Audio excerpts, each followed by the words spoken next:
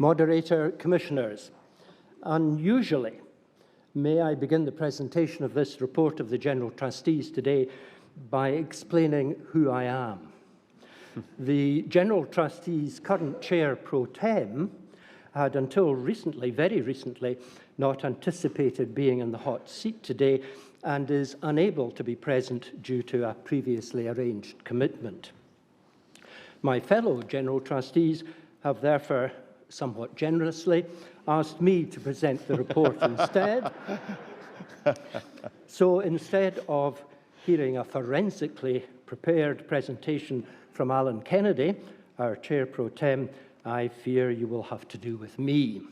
My name is Graham Lees, and I have been a member of the General Trustees for 5 years. These somewhat unusual circumstances also mean that, as the daily papers show, it has not been possible to bring to the Assembly nominations for a new Chair and Vice Chair of the General Trustees. Our Chair pro tem, the said Alan Kennedy, will continue to act as Chair while the considered process now underway in the hands of our own nomination committee will ensure the appropriate appointment of a new Chair and a new Vice Chair with a minimum of avoidable delay. So, to the report. Sometimes over these past 5 years, I have been asked, apart from holding in trust the legal title to most of the church's land and buildings, what actually is it that the General Trustees do? And I think that two, in particular, of the strategic objectives listed at paragraph 1.7 of our report provide a very helpful answer. We support the effective care and maintenance, refurbishment, and, where appropriate, redevelopment of the church's buildings, and support congregations to comply with statutory requirements. And boy, are there not a lot of these, with no sign of the list diminishing. So we do support by, for example, making grants and offering loans to enable repairs or relevant improvements to be carried out to buildings and land in the form of our glebes. And we also support, with firm encouragement where necessary and appropriate, congregations and presbyteries to ensure that buildings and land are safe, secure, and fit for the purpose for which they are held. And I've got to say that that support and encouragement, now more than ever, is readily available at the end of a phone or in person from our expert and experienced staff, who are as ready to help with a leaking roof as with a full-blown project management arrangement. It is worth remembering that within the General Trustees staff, there are technically trained and professionally qualified staff with expertise in church law and legislation, building surveying, building conservation, land surveying and valuation, property management, business support, fire safety, health and safety, hygiene and environmental health, architecture, construction management, and listed building and built heritage. Now, when we are talking about support and encouragement, I think it is also worthwhile mentioning this. In all that we are asked to do, we have at the forefront of our minds the fact that we are General Trustees of the Church of Scotland, and as such are an integral part of the Church and of its declared mission to provide a territorial ministry in every part of Scotland. That said, it is important to understand that we ourselves do not decide to define any building as redundant or unnecessary, or to sell or dispose of any land or building. Those decisions are always made, as required by church law, in the first instance by congregations and/or presbyteries, and only then, after receiving any approval from us where required by legislation, passed to us to oversee the sale or disposal. Moderator, that is a very long-winded way of saying that we in the General Trustees are ever only reactive and can never be proactive. But that is not always understood. The report speaks for itself, but I wonder if I might mention a couple of things in particular.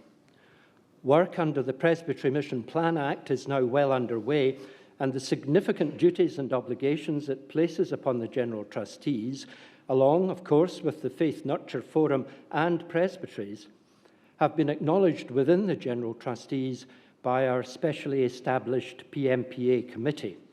It comprises all General Trustees and advisory members to cope with the workload. Its remit and its work is described at paragraph 4.7 of the report, but it is worth a further note that the Asset Management Building Audit, AMBA, which is an essential tool for presbyteries to use to assess objectively and thereby to categorize each building for the purposes of the mission plan, was developed and issued by the General Trustees and their staff.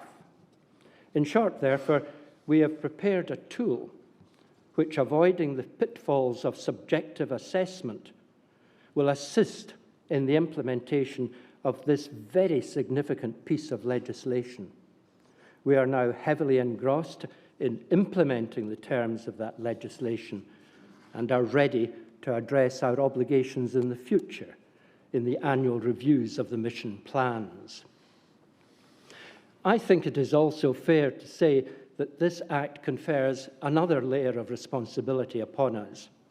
In addition to our duties of support and encouragement, which I have already mentioned, there are now added the quasi-judicial functions of vetting and approval and subsequent review of presbyteries' mission plans.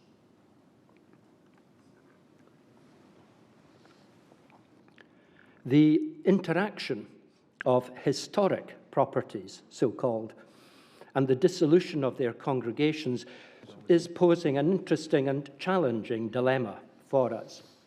The matter is covered at paragraph 3.6 of our report, but I hope the Church at large will understand the issues we face, issues surrounding the disposal, the often sensitive disposal of such historic buildings in a climate where national heritage bodies are not minded to take over such buildings.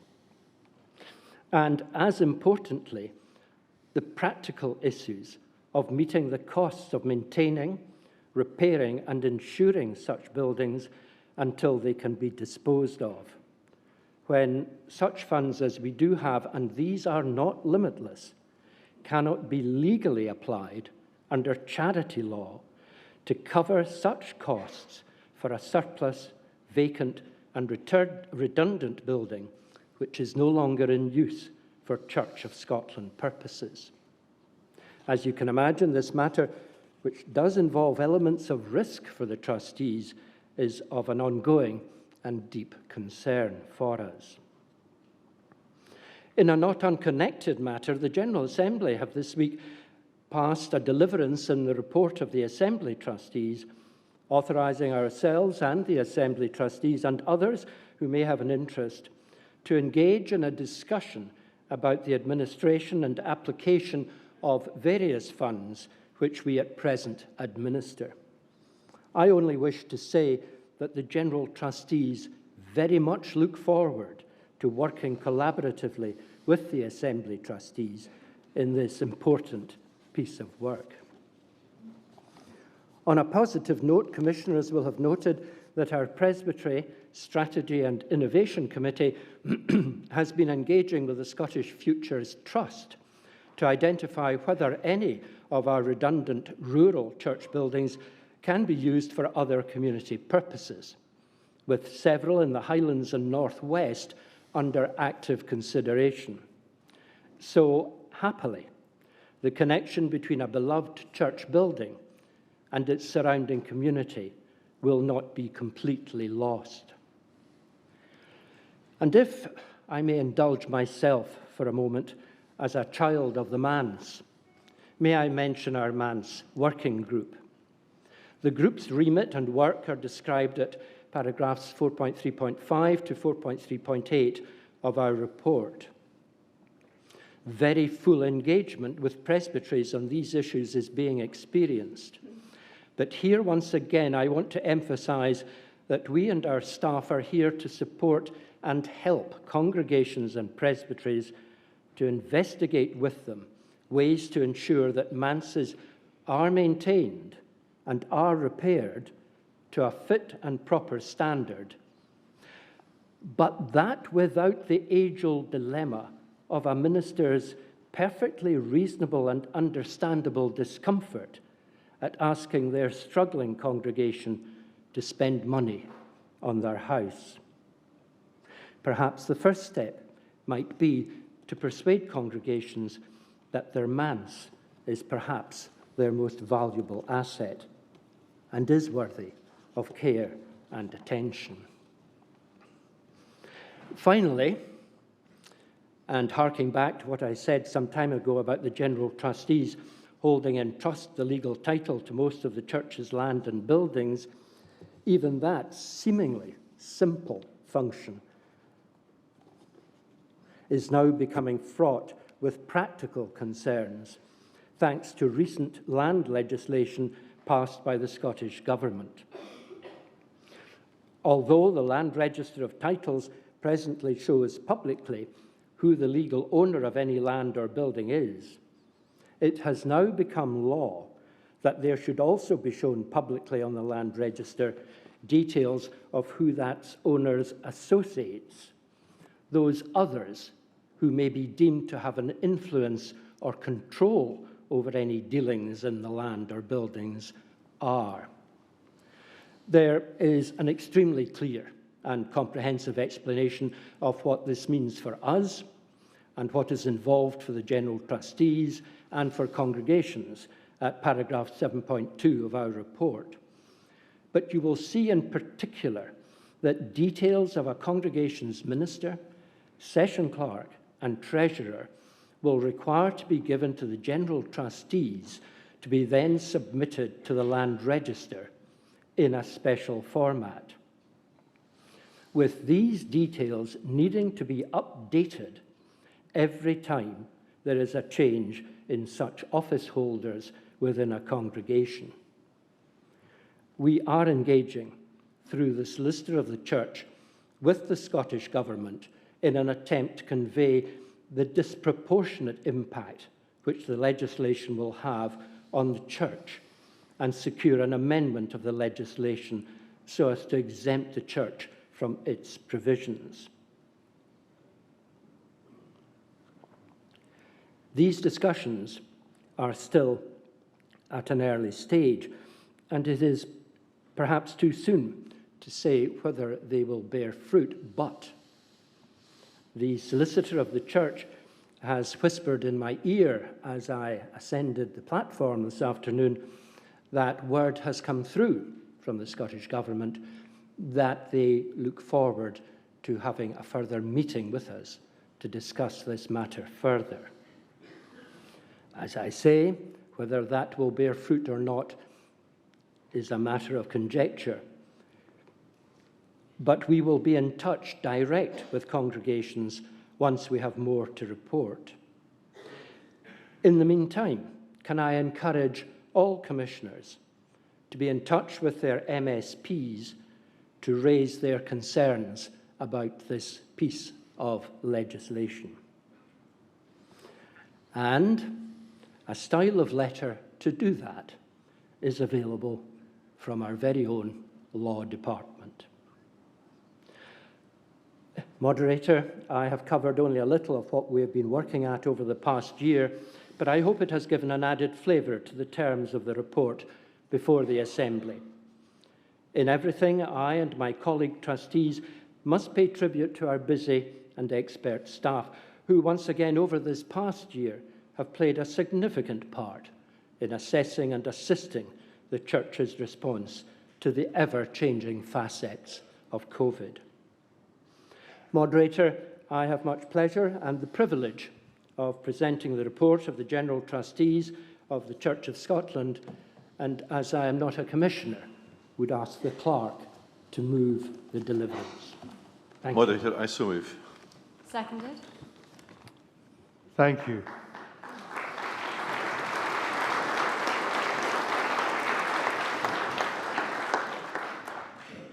I have enough people wishing to speak, and could I ask Margaret Adamson, 396, to come forward and speak, and for Brian Kerr, 252, to stand by.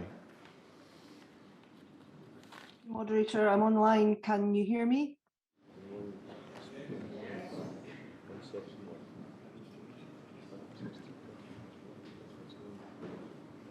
I'm online.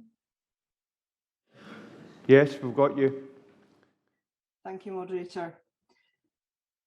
Thanks for the opportunity to ask this question, which relates to section 3.6.2 of the report.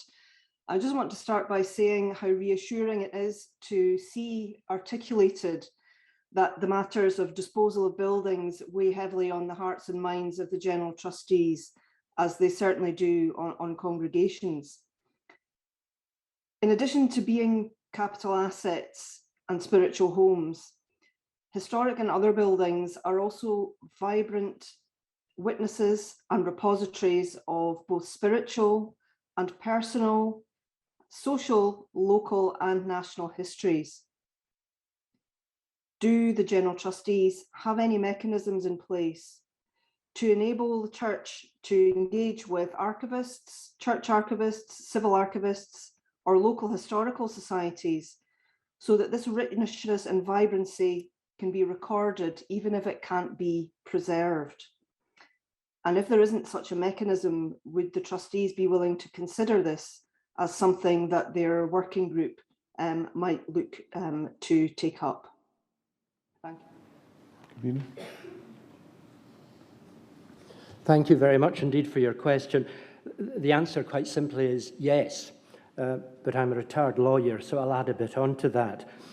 We not only liaise with the people that you have very kindly mentioned in your question, but we also do liaise with local community groups and associations, and that is the case in every sale or disposal. Thank you very much. Thank you, Margaret. Brian Kerr, and would Graham Thane, 633, please stand by. Moderators, mine's a comment on the report rather than a question. Would you like me to keep it for a bit later? It's in as a question, Brian. It's in as a question. Oh, sorry, it said comment on the thing when I put it in. Are you wanted to comment on the report, or are you wanted to comment on a section of the report? The report as a whole. Right. Questions first, and if you just stand by, Brian. Okay, Graham Thane, please, 633, and Amy Bender, 463, standing by. Hello, Moderator. I'm online. I hope you can hear me.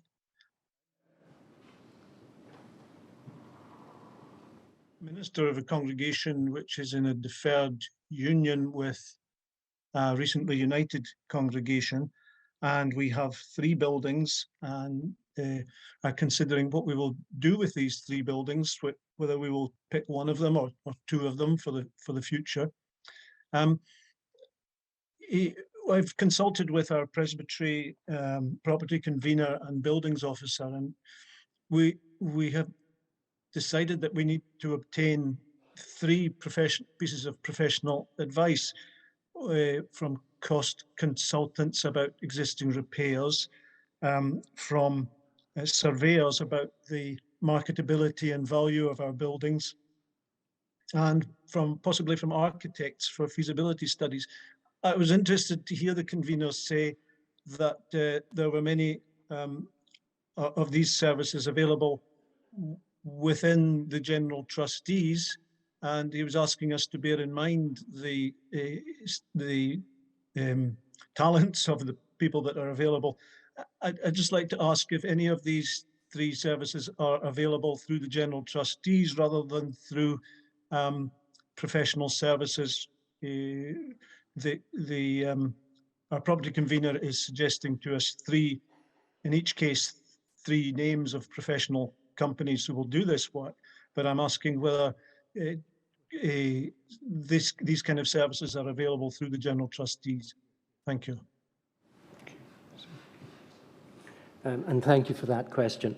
I think our best advice would be for you to get in touch with the General Trustees Department and perhaps speak in the first instance to somebody in the project management section who would be able to listen to you, assess what your needs actually are, and then would be able to advise you what professionals, what experts you need, and then to let you know if we can provide these from our own staff. But certainly, in the first instance, please do get in touch with us to talk these matters through with us.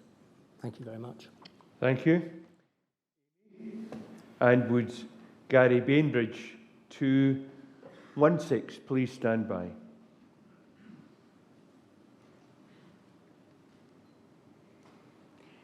Good afternoon, Amy Bender, 463. I was excited to read about the acquired assessment tool in 3.10.1, knowing the goal for the carbon zero neutral policy by the 2030 year.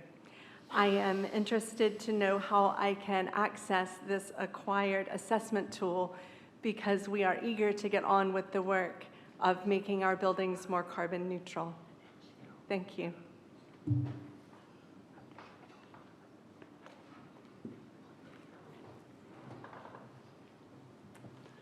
Thank you. I understand that the portal, if I may use a modern phrase, the portal for that would be the Faith Nurture Forum.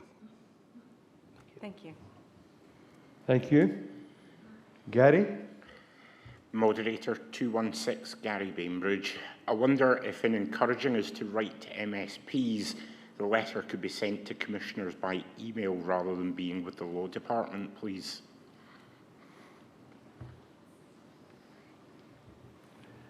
Yep, I think we could do that. I'm looking at the solicitor and she's nodding encouragingly, so yeah, we can do that. Thank you. Thank you. Brian, would you like to make a comment now, please? Thank you, Moderator Kerr 252. Moderator, it's a comment on the whole report, but particularly the section on COVID-19. I'm aware that the Church of Scotland have just published an item on the website which lets folks know that the Scottish Government are tomorrow launching a COVID Sense signage scheme.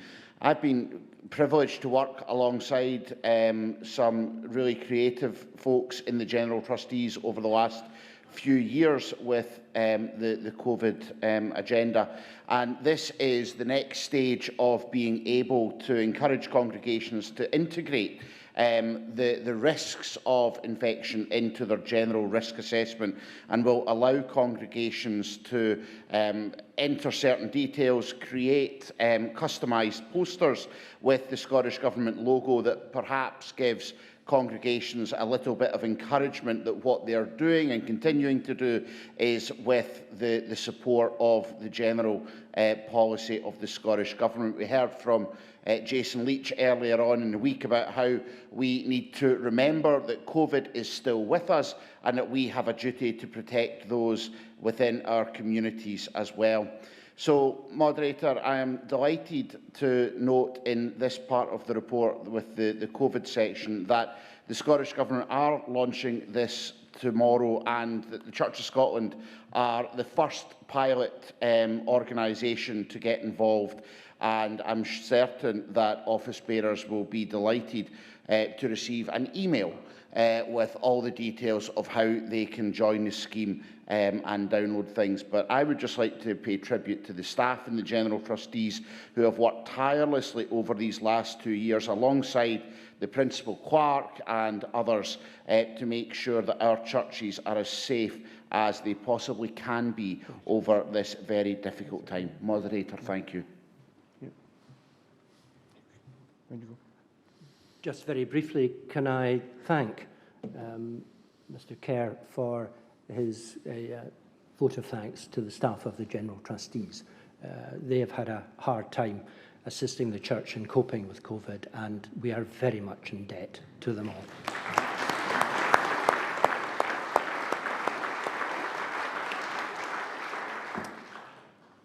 Can we move now to the deliverance and one, but we have somebody who wants to speak to this, and that's Mary Duncanson, number 472.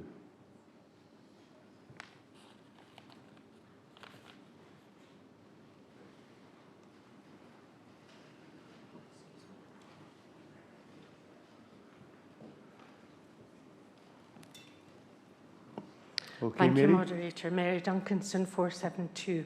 It's with regard to Deliverance 2. It's really just a kind of comment. It's just that when the Presbytery... Oh, sorry, Mary, we're taking Deliverance 1, and I had you down here to speak to Deliverance 1. So this No, we're it dealing, was Deliverance 2 I was trying to... we're dealing with 1. But if you Okay. just stay where you are, that's fair enough, and we'll take you to that. So can we receive the report on the 2021 accounts of the General Trustees? Thank you. Right, number 2, you have a question, I take it, and one or two other folks as well. Thank you, Moderator. When the previous Presbytery plans were sisted, 2 of our quota of 4 full-time ministers of Word and Sacrament left us. And so our priority for our Presbytery was to try and get our Presbytery mission plan in place. So we've been working on it since last summer.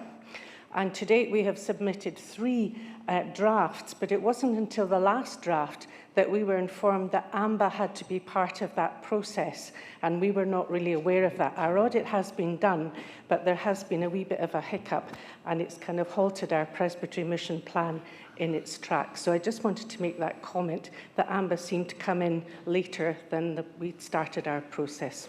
Thank you, Moderator. Just a comment. Yeah, if I could just mention that AMBA, this tool that we're using, is mentioned in the actual legislation itself. So really, congregations, presbyteries should be aware at an earlier stage, a very early stage, that is what is required.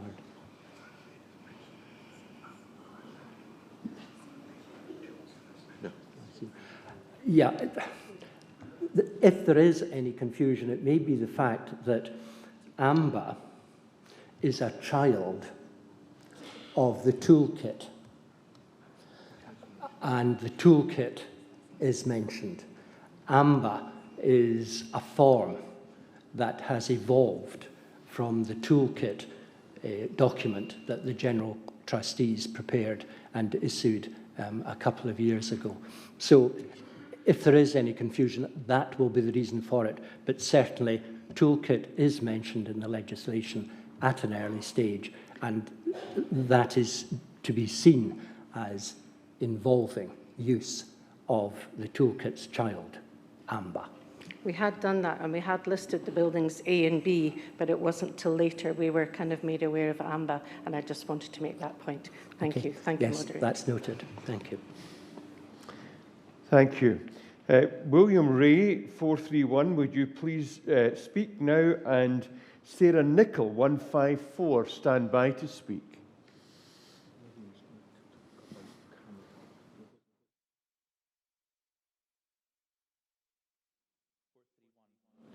And I'll thank the General Trustees for allowing me to give them sight of my question. As we know, Presbytery mission plans are moving on. Churches will close across Scotland.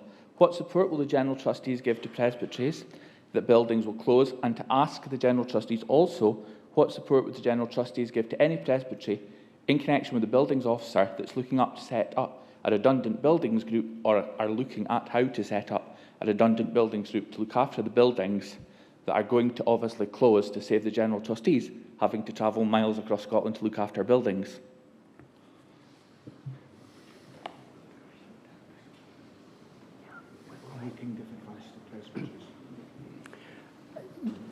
There may be an interpretation of phraseology here, terminology.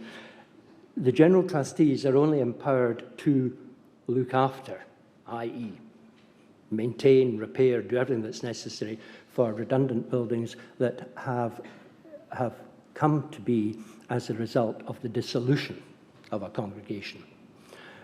Where buildings have become redundant or surplus to requirements as the result of a union or whatever else may have erupted during the preparation of the Presbytery Mission Plan, then the General Trustees are always here to listen to concerns and to give guidance and advice about the disposal of redundant buildings. If there are many redundant buildings, we will also give advice and guidance about the phasing of the release of these buildings onto the market for sale. So we're really only involved in full-blown maintenance and repair as the result of a dissolved congregation. But in every other case, as far as redundant buildings are concerned, we are here to offer guidance, support, and advice to both presbyteries and to local congregations. Thank you. Sarah Nicholl, 154, and would Sarah Smith, 436, please stand by to speak. Thank you, Moderator. 154, Sarah Nicholl. There will obviously be a little bit of overlap with previous questions and comments.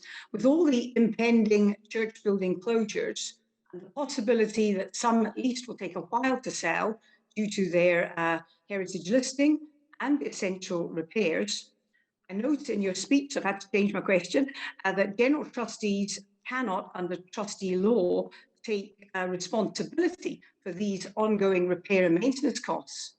So can I then ask you to confirm that the local trustees of the newly united charges will then be burdened with this continuing responsibility until sold, however long it takes? And following that, another question, what happens if this burden to the newly united congregation becomes too great, an ongoing cost and causes stress for the newly united charge? And to the previous questioner, you mentioned about dissolution. Can a congregation going into a union with a building with significant costs opt to be dissolved? Thank you, Moderator.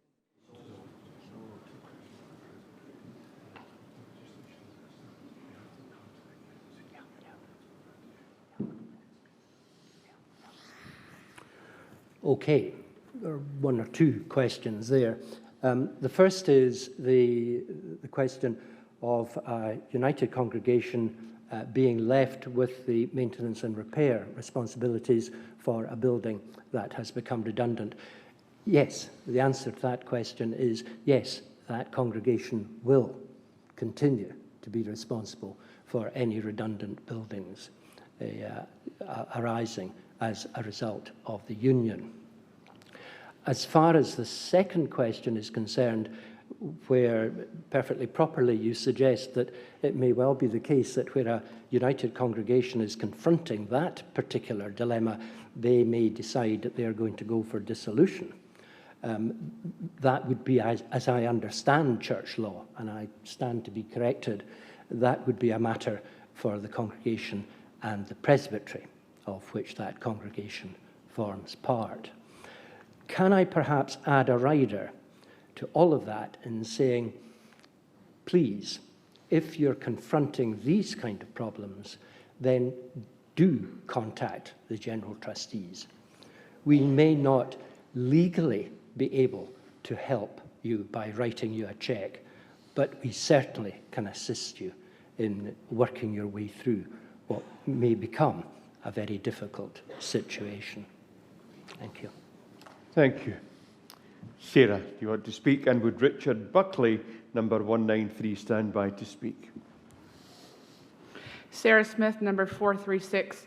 I just wanted to thank the General Trustees and Ian Murray who came and helped my church. I'm in my first charge, and the church went through a union and the vacancy.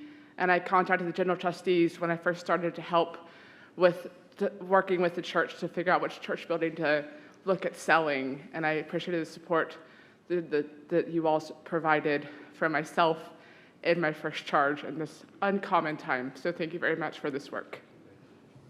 Thank you, Sarah. Richard?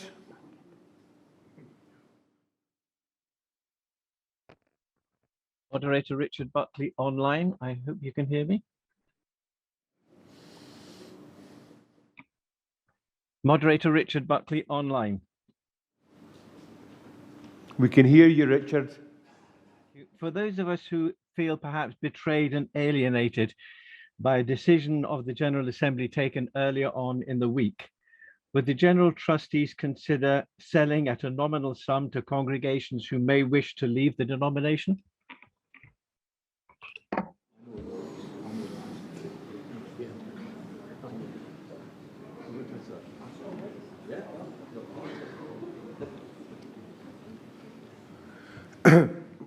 Moderator, as we understand it, trustees of congregations are trustees of Church of Scotland congregations.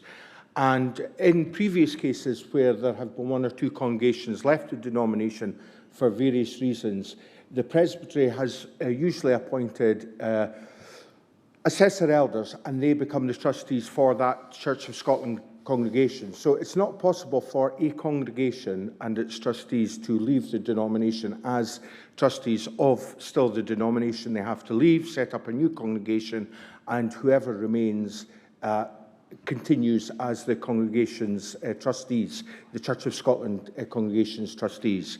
And my understanding of history is that in these cases, the new congregation, as it were, has been able to, in some cases, buy the building back from the Church of Scotland. The fiduciary duty of the General Trustees is for the resources of the Church of Scotland to remain with the Church of Scotland for its mission planning and its ministry in our communities. Thank you. If no more questions, can we then move to number 2 as in print? Is that accepted by the General Assembly? Number 3. Number 3. Number 4.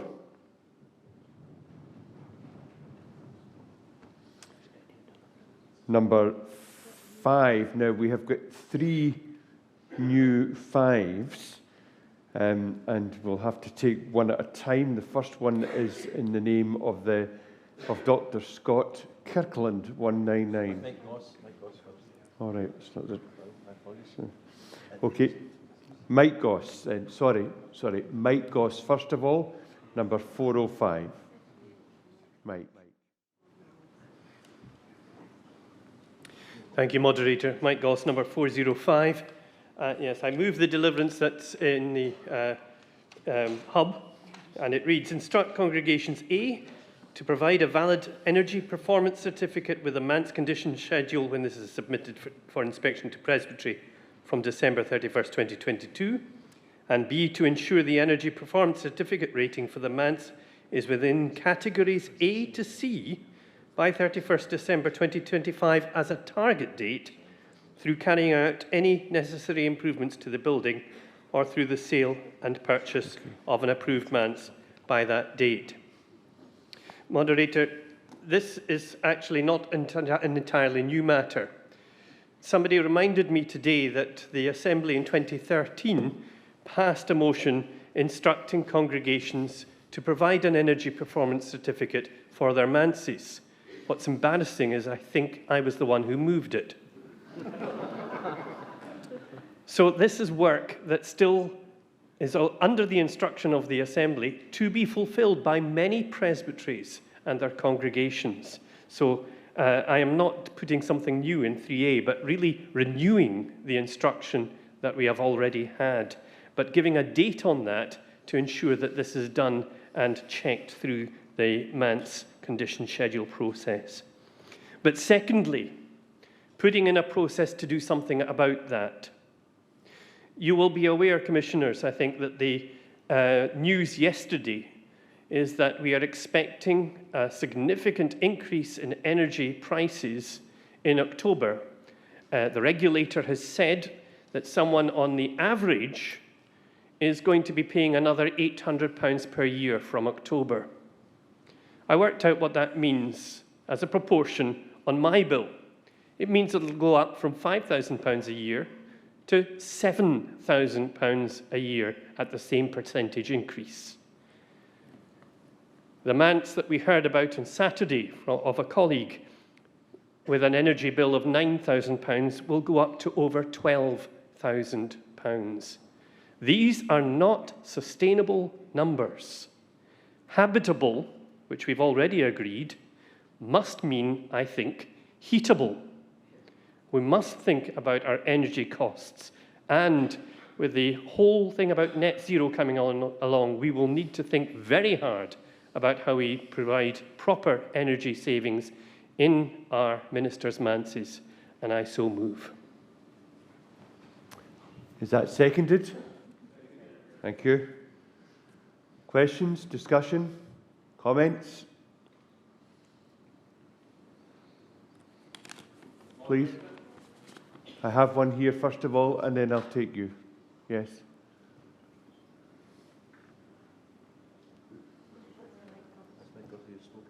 No, it's the lady behind him.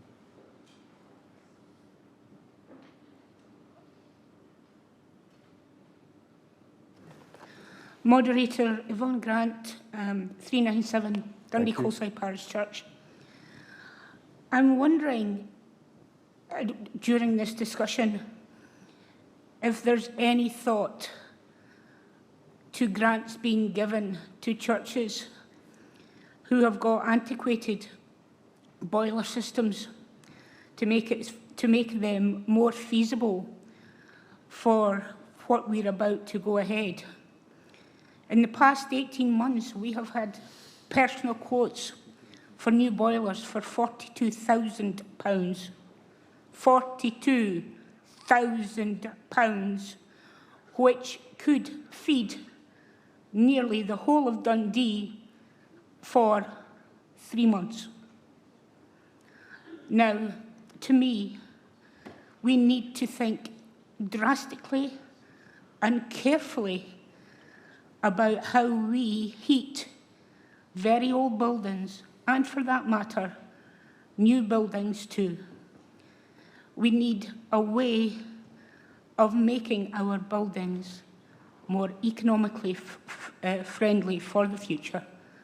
And if you are asking church congregations and families to provide and raise £42,000 for boilers to make their church more economically friendly, then the church as a whole will need to think of ways of resourcing that in the future. Thank you. That's really a comment, but it's not about manses. Right, okay. Right. Okay. Mike? If we take that as a question, Mike? Yep. Thank you, Moderator. I fully sympathise with the issue over energy provision for church buildings. That's certainly going to be a huge issue that we are going to face over the next few years, and the kind of work on renewables that we will need to do is massive, but it's not what we're actually looking at in my particular motion. I certainly support what Yvonne has suggested. I think maybe it would be helpful for the convener to speak at this moment to that. Although really we should be talking about your particular motion. But will you allow me to do that? Are you happy with that? Okay, Mike. With your consent, may I interject to answer the lady's particular question? It is perfectly possible for you through Presbytery to apply to the General Trustees for a loan or for a grant for these purposes. And a congregation in poorer circumstances will certainly merit our earlier consideration, our more urgent consideration. We will also provide an energy consultant to advise on how best the space involved, be it manse, a church, church hall, whatever, how best the space may be heated and how efficiently. Thank you. Thank you, Convener. Peter? Johnston 422. Maybe a question for Mr. Goss or the GTs themselves. On the certificate, the energy performance certificates, is that a scope of work that might be manageable by buildings officers in the new scheme of things, or is it will be put out for other commercial? And the costs, I assume, are relatively minimal for that for individual congregations. I think that's maybe something the convener is best able to answer, is it? Thank you, Moderator. The building officers really are not in post at the present time to carry out that kind of task. Apart from anything else, to provide that certificate, you do require certain qualifications, which are more specific than merely a general valuing or surveying qualification. So the answer is no. The building officers, as at this time, are not able to carry that out. But it is certainly something that the General Trustees, as the rollout of building officers progresses, may well be able to think about and to consider.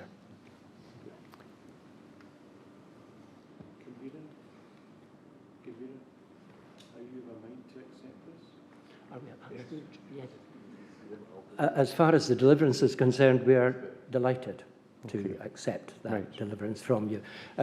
Apart from anything else, our concern for ministers, the ministry and their families in where they live is of the utmost concern and priority for the General Trustees. Thank you. Does the General Assembly accept this new 5-1?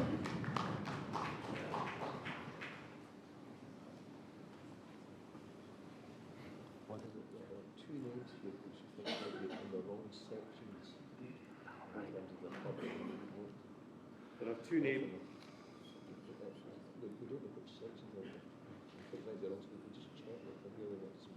Okay. I wonder if we could check, there's two names appearing here, Donald MacLeod, 523, and David Smith, 242. Are you wishing to speak to 5-1, or is it a 5-2 or 3? I wonder if you could let us know about that.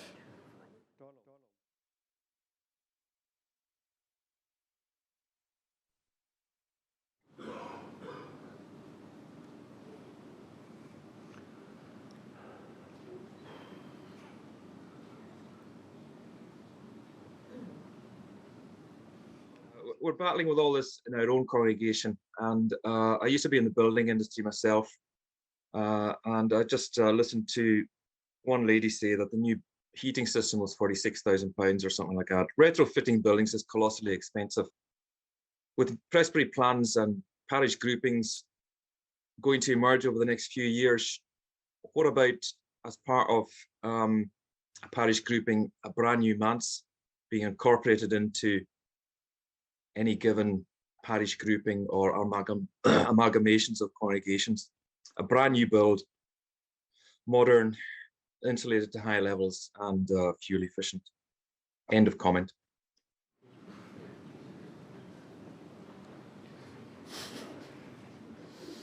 Moderator, can I thank the Commissioner for his remarks? In the first instance, as you'll know, presbyteries with the GTs and Faith Nurture Forum are heavily involved in the categorising of buildings for worship, but it absolutely makes sense, at least once this initial phase is done, to start turning our minds to manses, to the kind of manses we need, and whether in the case of parish groupings or amalgamations, unions and adjustments, there is the possibility to bring about new manses through perhaps the sale of others, and it should certainly be something that's on our mind, not only what kind of buildings do we need, well-equipped spaces in the right places, but also what kind of buildings do our ministers need. And it would make sense, as perhaps another part of the planning process goes on for us to think about that. The Commissioner and others might be also happy to know that we do have a Manse working group that works jointly with the Faith Nurture Forum, and although at the moment obviously everybody is consumed by getting things done by the end of the year in the Presbytery mission planning, we really do hope that as that a huge bulk of that work is done, that we will particularly be able to turn our minds to Manses. But I would encourage the Commissioner and others to think along these lines. Thank you. Now I have David Smith. David, are you wanting to speak to 5.1 or 5.2 or 3? It's just a general comment here about this whole concept. David Smith, 242. I'm involved in this industry and have been for, as you can see by the age of me, quite a long time. I'm semi-retired at the moment, but I'm also an ex-president of SELECT, which is the Electrical Contractors Association of Scotland. And we've been saying for the last 20 years that the future is electric. Now, the problem with that is, if you go to a church and try and put electric heating in there, it's a massive draw on the grid. And I don't think the grid's big enough to deal with all that, but that's another issue altogether. Everything you speak about on this, you know, whether it's PVs or whatever concept you go into on this, is a major cost. Now, my initial comment that the lady made there, she said 46,000 for new boilers for a church. My initial thought was, excellent price. Tell me who the contractor is. So that's the kind of price we're talking about there. Now, if you go into renewables, you can double, maybe treble, depending on what you go for in that. So the whole concept of this takes a lot of in-depth thinking. Now, with all due respect to the people around the table there, you're talking in terms of getting performance of energy consumption within Manses. That's a fairly substantial cost for every congregation, just to do that. Now, that doesn't get the problem solved. That's only a consultant telling you you need to do this, that, and the other. So I would suggest that what we're talking about here is not to push this forward too far at the moment until we get all the churches brought together in a missional plan, and we will have properties to sell. Now, one wee extra comment, can I just make it, Mr. Moderator? I don't want to take too much time, is I did 16 AMBA reports on different properties within Glasgow Presbytery. Glasgow Presbytery did that in its own property committee, went out and did that. Now, why were Manses not included in that, is my question. Thank you, Moderator.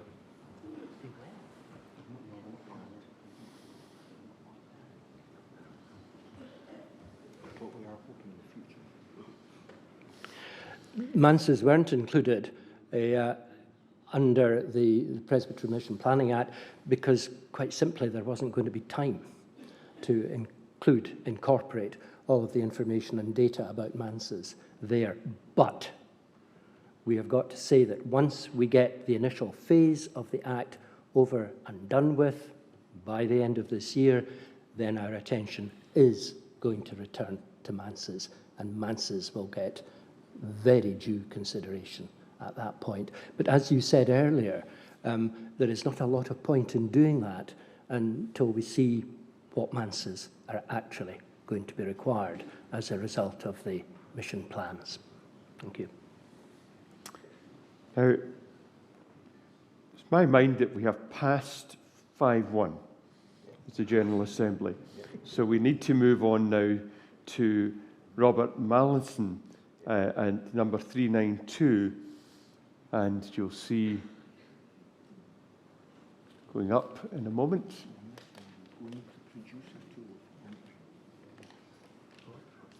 So Robert, would you like to?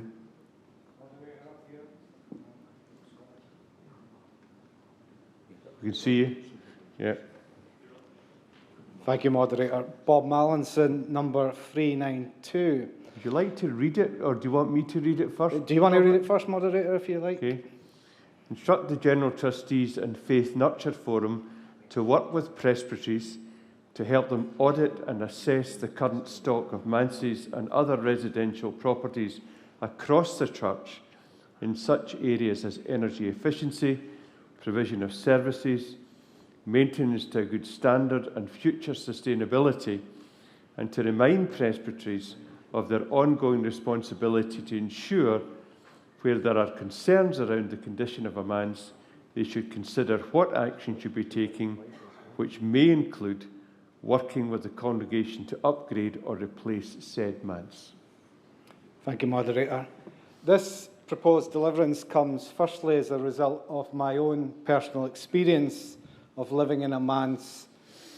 That's conditions were considered a real concern and resulted in my family and myself having to live in a temporary accommodation since October last year. And I'm sure the Assembly can appreciate the upheaval and anxiety that has caused my family whilst the major refurbishment of the manse has taken place.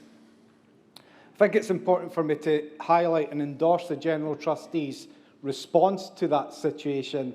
In particular, Mr. Brian Waller and the Trustees as a whole have responded fantastically.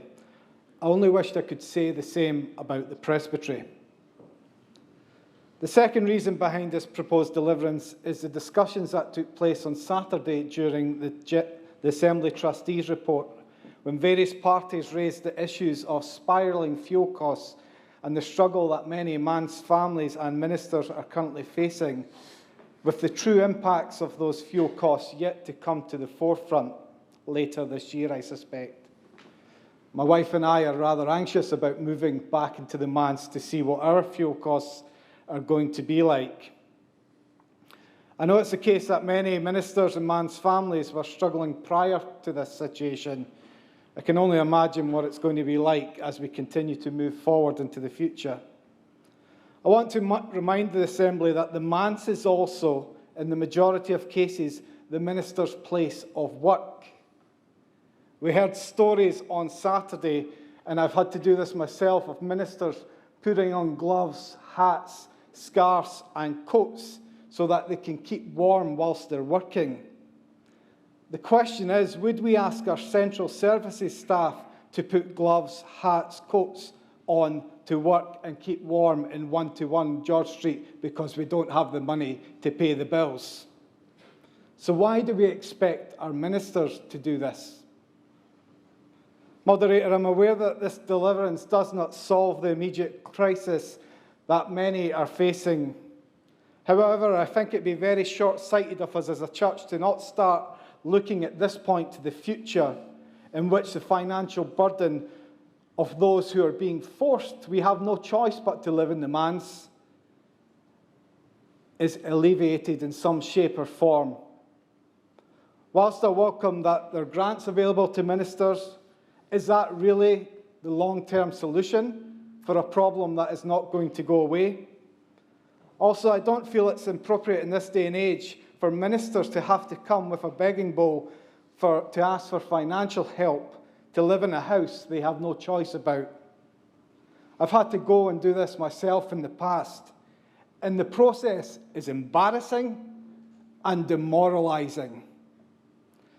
I believe now is the time at this Assembly for us to draw a line in the sand regarding the poor quality of manses and the financial burden that has been put on many ministers and their families as they try and struggle to live in these properties. And also to draw a line under the sand of many of the attitudes that are about regarding the ministers and their manses. Finally, Moderator, this deliverance is also important in terms of the marks of mission, in particular the fifth mark, to strive to safeguard the integrity of creation and sustain and renew the life of the earth. Currently, we do not know what it will look like for us as a church to be a net zero church. However, I believe this deliverance will help us to begin to start unpacking that in some shape or form. We sit here in the Assembly Hall and we've had discussions this week, and we debate and talk about lobbying Parliament and speaking against the fuel companies. We talk about the poor living conditions many people across our nation have to endure. But what is the point in all of this if we're failing to get our own house in order at the same time, or our own houses in order at the same time? Moderator, I move this deliverance and have a seconder in the name of Mr. Brian Kerr. Thank you.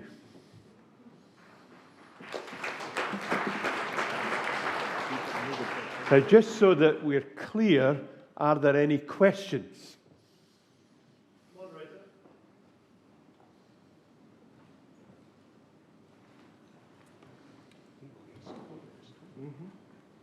Alex Campbell, 71. I think there's an evens chance that my minister's manse may be not too far short of an A to C, but I have no idea, for which I apologise to her.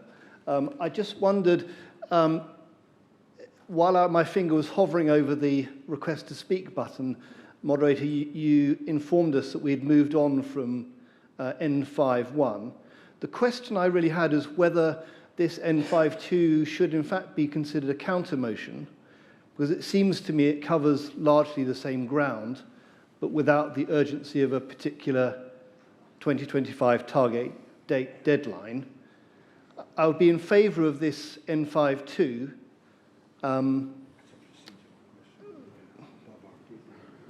but not in favour of the N51. Thank you. N51 is passed, moderator. N51 is passed. I don't see that the two are necessarily in conflict with each other, but can I ask you to speak? Yeah.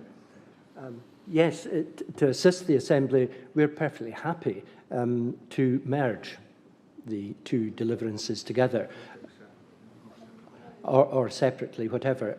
Having said that, I should perhaps mention, as is obviously evident, that we are very happy to accept the terms of this deliverance that's present. Well, if we just ask, firstly, Graham,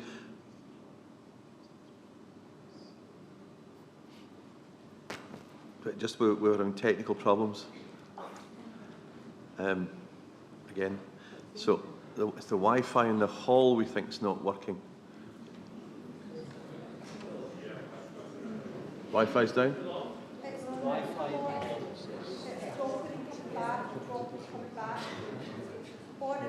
On and off. Thank you. Right. So, yeah, you hear that in the back corner. The Wi-Fi in the hall's gone off and on.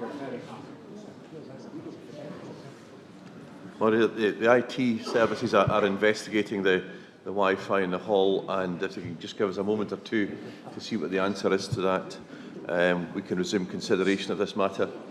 And in the meantime, just to say that N51 has been passed by the General Assembly, and we're discussing N52 as a proposed new section.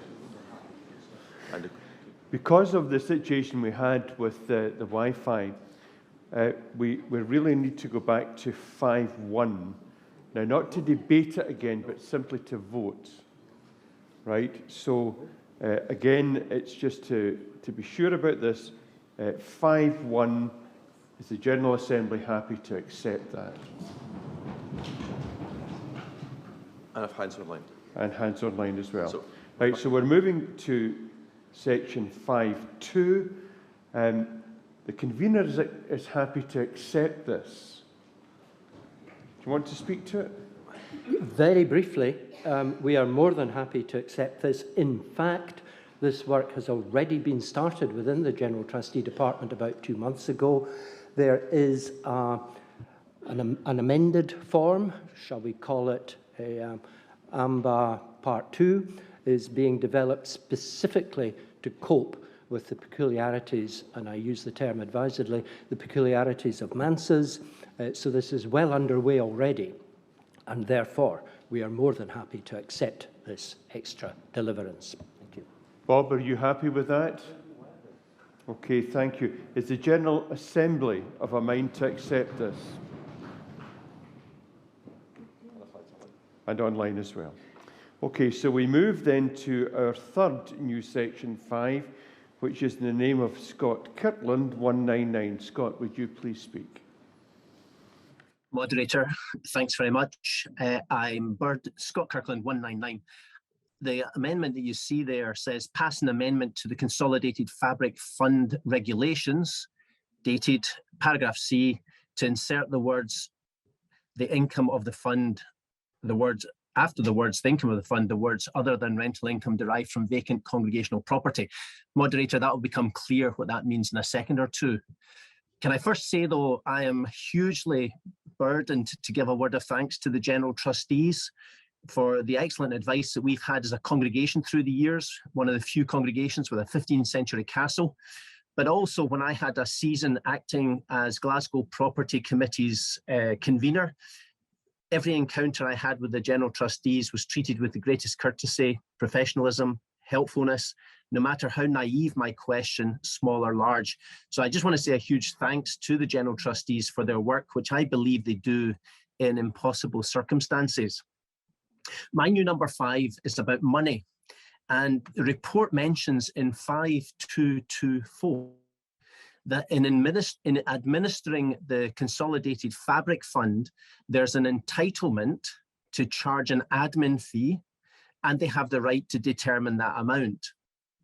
My motion is not today about changing that entitlement generally, but with specific regard to rental income from vacant congregational property, the deeds of which are vested with the General Trustees. The context here is that we recently rented a small property which unfortunately has the title with the General Trustees. Unfortunately, because that means that the income flow has to go into the Consolidated Fabric Fund, and unfortunately because looking at the returns, I discovered that they were light by about 6%. And in a wee bit of investigation, found out that the General Trustees were charging a 6% administration fee for this money.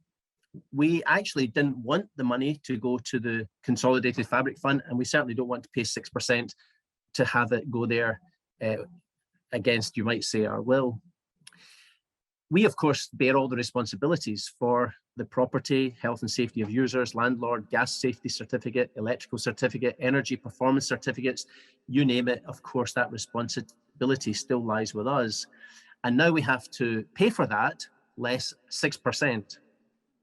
We already contribute £94,000 to M&M, £5,000 to Presbytery, and here we're discovering another 6% on this rental income.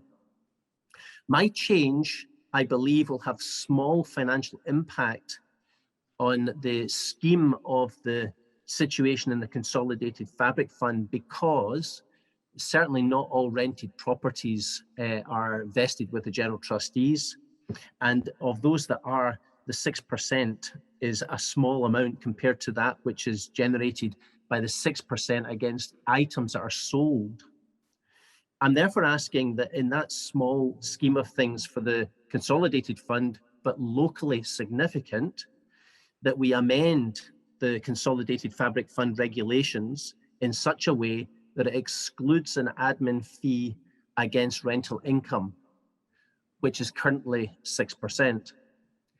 I should just make one last point, and that is that I believe that this will also make little financial impact, because if I understand it correctly, this admin fee has not always been charged and has been recently put back in place. I've arranged a seconder. It's the Reverend Malcolm, 202. Thank you. Are there any questions, first of all? Is that a question? Yeah. Okay.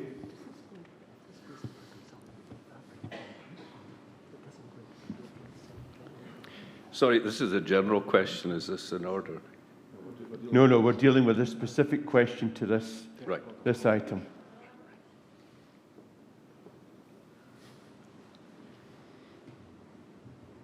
Convener, would you like to reply to that? Oh, sorry, just come on. Brian Kerr? Well, there's a question rather. Sorry, Stuart Lynch is a quick. Right, sorry. Brian Kerr. Moderator Kerr, 252. I'm at the moment a presbytery clerk, and I've been greatly pleased that all of the properties that are rented out in our presbytery have had the professional support of the General Trustees, which takes a not inconsiderate amount of staff time from the trustees and the law department, and I can only assume that that 6% goes to help fund that, so that it doesn't come out of general M&M contributions or anything like that, because after all, rental income is not always available to every congregation. I would resist this and urge the Assembly to resist it, because I think a 6% fee for the work that is done for these rentals is quite remarkable. I would also perhaps ask whether this might, if this money is used as a cost pot for the General Trustees, whether removing it actually could fall foul of Standing Order 56, because there doesn't appear to be any claim from where the Commissioner might get that money to recompense the trustees for the expenditure that they would then have in place if it's removed. And so comment and perhaps a wee question there. Thank you. Convener?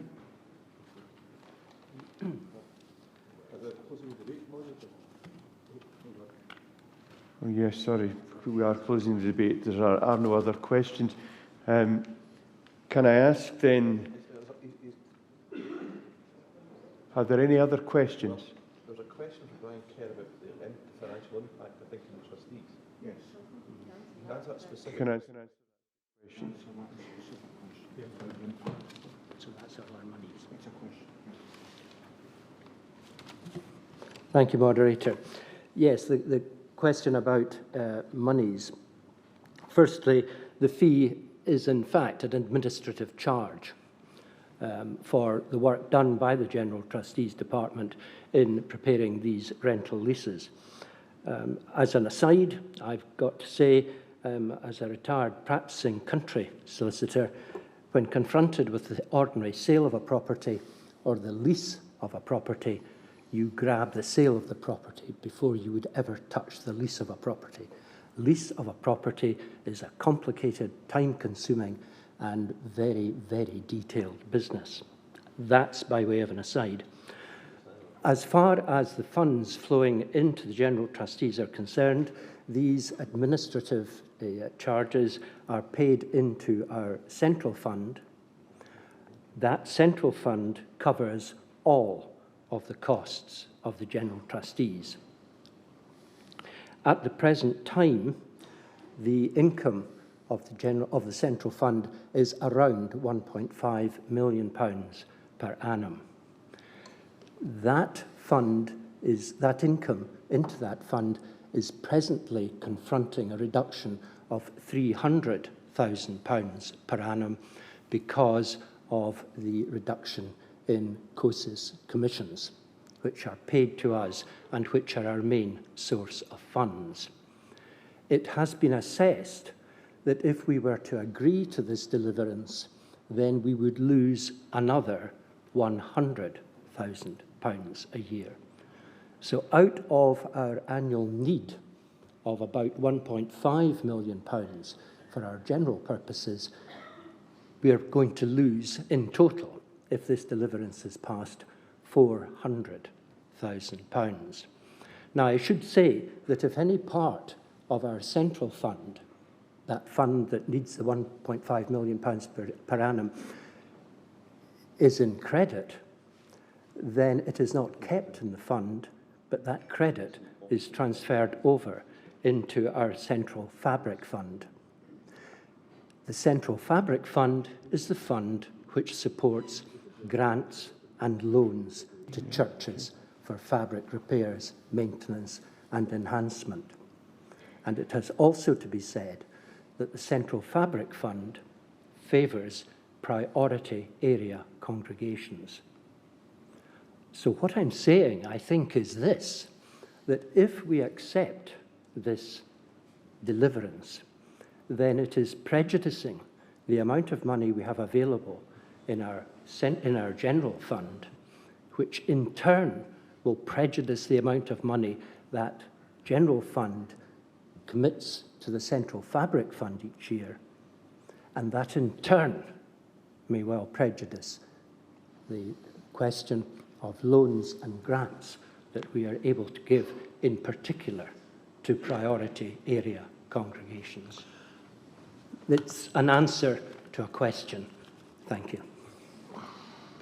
The clerk wishes to say something. Moderator, with apologies to Mr Kitland for not coming to this earlier, there is a substantial amount of business obviously flows across our desk. It is our view that this falls foul of section 56 of the Standing Orders, which says, prior to making any proposal, Commissioners should give due consideration as to whether this will incur the use of additional resources or affect the incoming resources for the Church's work, i.e. whether the proposal has budgetary implications. Advice on a proposal can be sought from the General Treasurer, but I think we're rather too late for that, and our view, therefore, is that this is not a competent motion. And do you need to agree with me? Well, no, you don't need to agree with me, but that would be the way of achieving that. Who am I to disagree? It certainly sounds reasonable and logical to me, and I think really that we should depart from it. Does the General Assembly agree with that decision? Yeah. I have a request in to speak on this point. Thank you. McIntyre 167. I completely understand the use of the standing order that's in question. No question of that. I'm a little puzzled why it's not been applied to the previous proposal, which, from my perspective, must use staff time, which needs to be budgeted for if we're going to start examining Manses. Can I just have some clarification as to why there's no cost incurred on that work? Moderator, as I understand it, the convener accepted both the previous new fives on the basis that this work was already underway, and it was simply focusing their mind on doing it. So that it wasn't new work, but continued work which is being held up before the Assembly. That's my understanding. Moderator, thank you to the clerk. That's a great answer.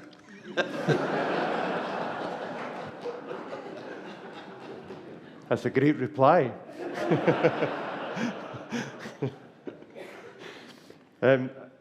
We've got Alan Kimmett wishing to speak. Is this about this issue, Alan? In the print. Section 5 in the print. Section 5 in print. Okay, we'll hold it off until then. Right. I think we have agreed as the General Assembly that we will depart from this, and so we move on, therefore, to Section 5. Now, I think at this moment I would want to allow Stuart Lynch to speak, and then Alan to follow that. Stuart. Thank you, Moderator. I wondered, have the trustees a way of helping a redundant church building to be developed? In the past, many buildings have been sold for a song, with developers making a large profit. Could we develop and create a revenue stream for the church instead? For example, creating flats from a redundant building. Do the General Trustees have a view on that?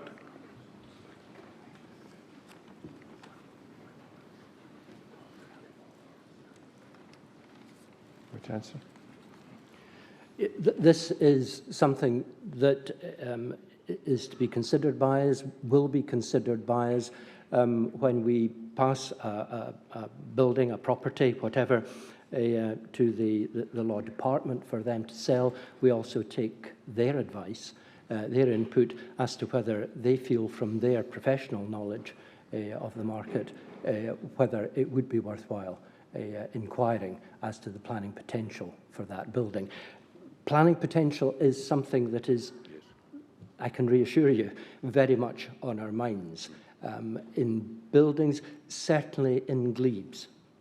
We are very proactive with our glebes in seeking to have glebes, where possible, incorporated into the revisals of local plans for planning departments to make sure that if there is any chance that a glebe could be marked out for planning development, then we have it so marked out, and that will enhance the prospect of the sale of the glebe in the future. But if I can reassure you that that is something that is very much in our minds. Thank you. That's helpful. Thank you for the question, Stuart. Alan?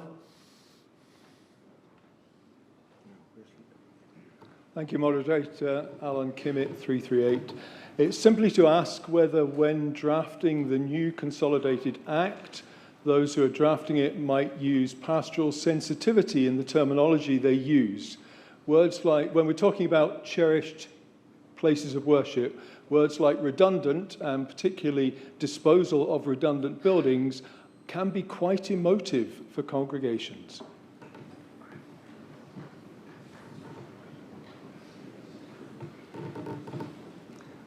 Yes, I can reassure you on that. We are working with the Deputy Principal Clerk and the Law Department to ensure that the wording is, where need be, sensitive and accommodating of those types of concern. Thank you. Thank you. We move then to 5 as in print. Is that accepted?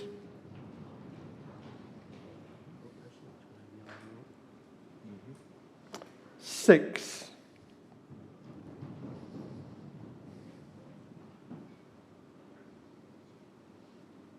Seven.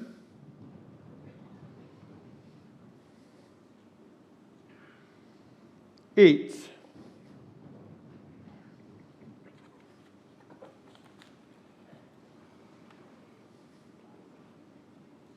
And the deliverance as a whole. Please, Sandy.